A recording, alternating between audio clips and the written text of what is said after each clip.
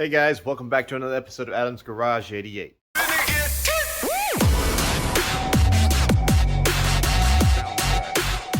So, as you see here, we got this engine bay all painted up. Looking nice, shiny, sparkly, just what I want.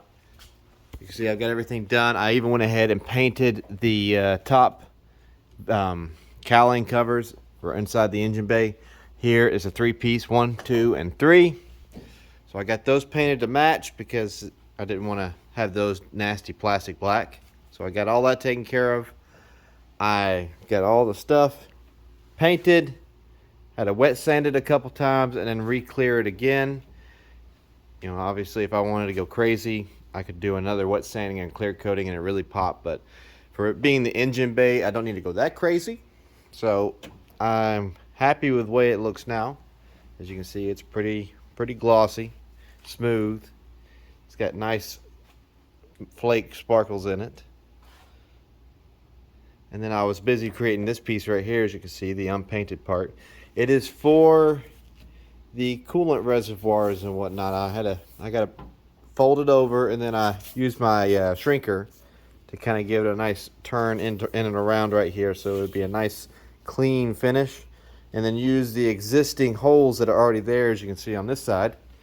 I got 1, 2, and well, had 3. There's 3 on the other side, but there's only 2 over here. I'll probably have to make 1 over here.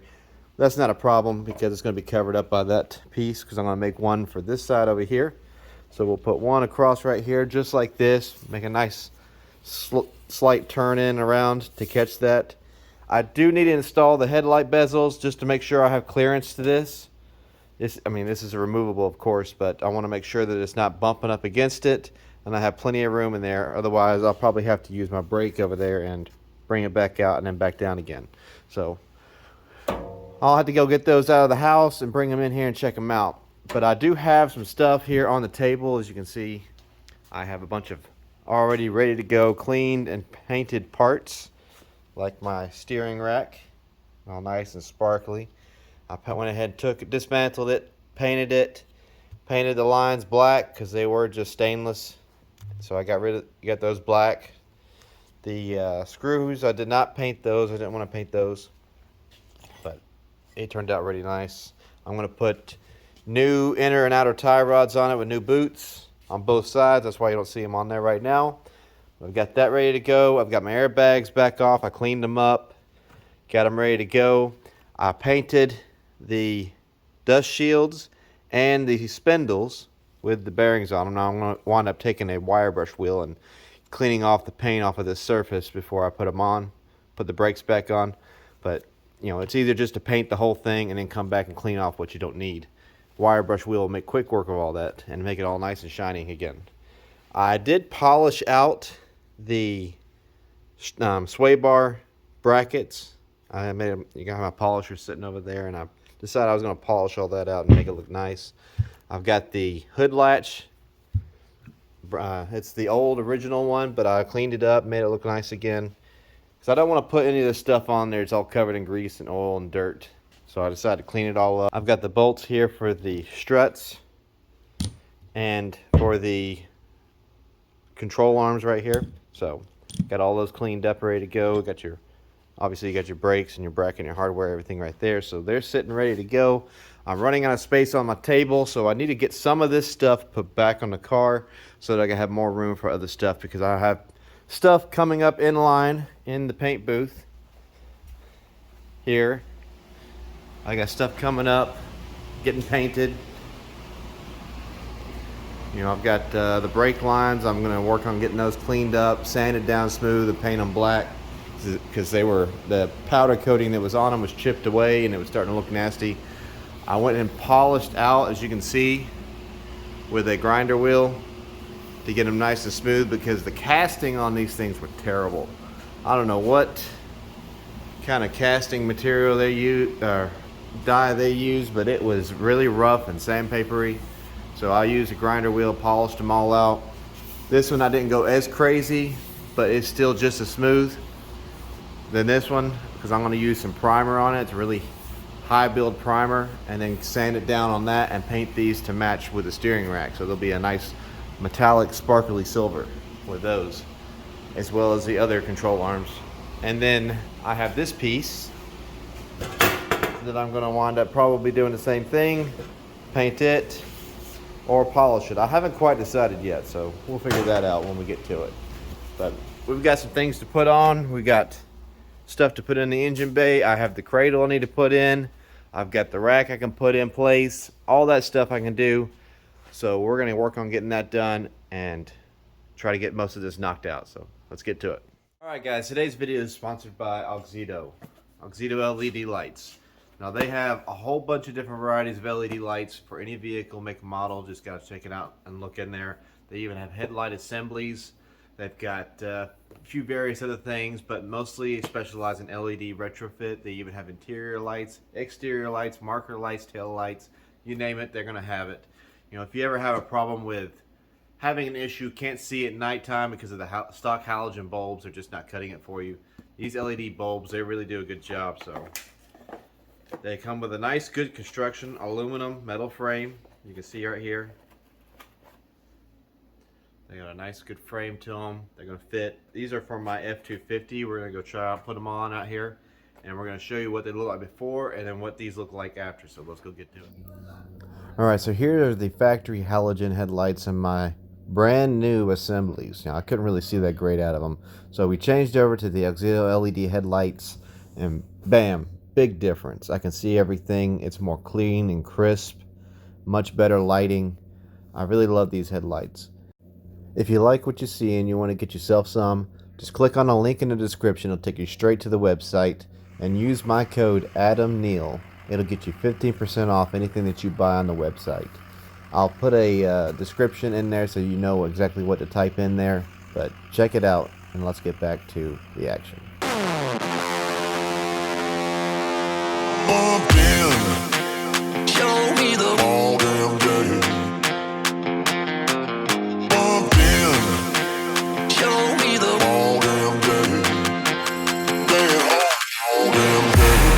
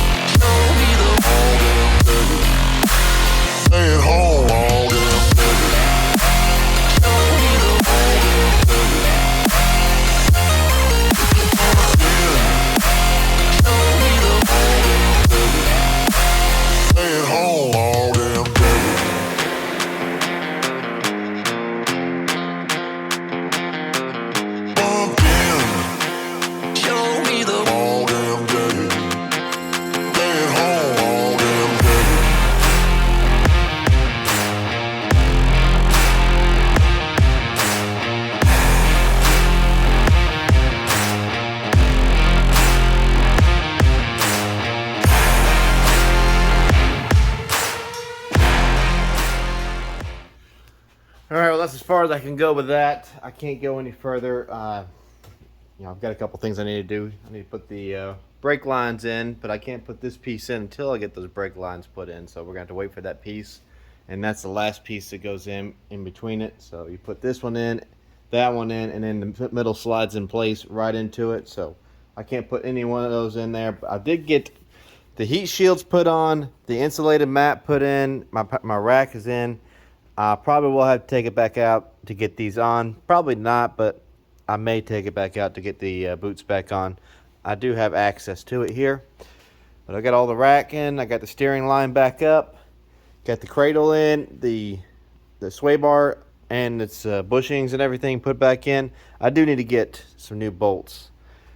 Previous owner of this car, I'm guessing they just used whatever they had.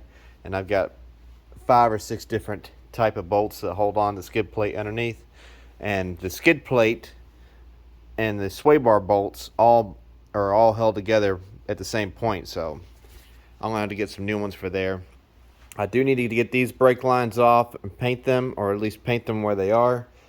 But like I said, I've got to get I got to get the brake lines painted black. I'm currently in the process of doing that, so I can't put those on just yet. Trying to move things around. Like I said before in one of the previous videos, I'm going to put all the heater control valve stuff in the back here. I've got plenty of room to put it down in here, and it should still be accessible if I need to get to it. Obviously, when I gotta pull some stuff apart to get to it, but I can still access it without having to pull the engine. So I'm gonna put it back there, clean up the space, because I had a lot of heater hoses in this area right up against the exhaust, and they were prone to getting leaking and getting going bad just because of the heat situation. So I'm gonna remove all that to the back of the firewall back there and get that out of the way, and also it'll shorten up some of the hoses, so I won't have to worry about that as much. But we'll work on that another time. But like I said, I got all this in. Everything's looking good. I love the way this thing looks. It's beautiful. It's coming out really nice. Still got to get this thing done. There will be a video I'm going to make of me tearing this thing down, so we're going to work on that in another video. But one more thing I want to do, I want to get this piece here, I wanted to get another one of these made up, so we're going to show you how I did that on this side over here. We're going to put this in, and then we're going to make another piece, so let's get to it.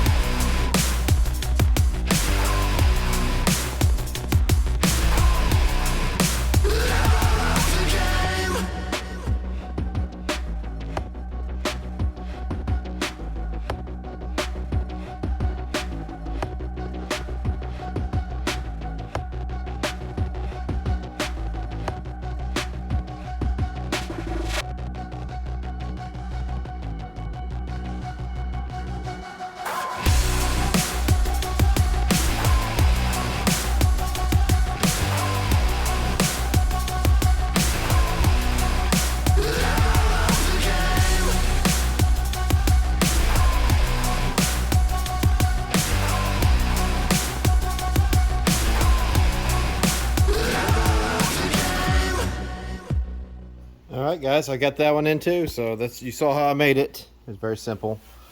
Just bend it and then shrink it in right here so it'll contour around. As you can see, it's got a nice contour.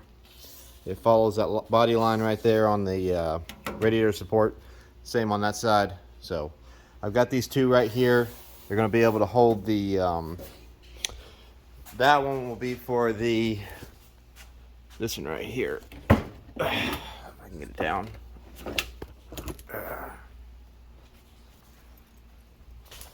Let me sit y'all down for a second.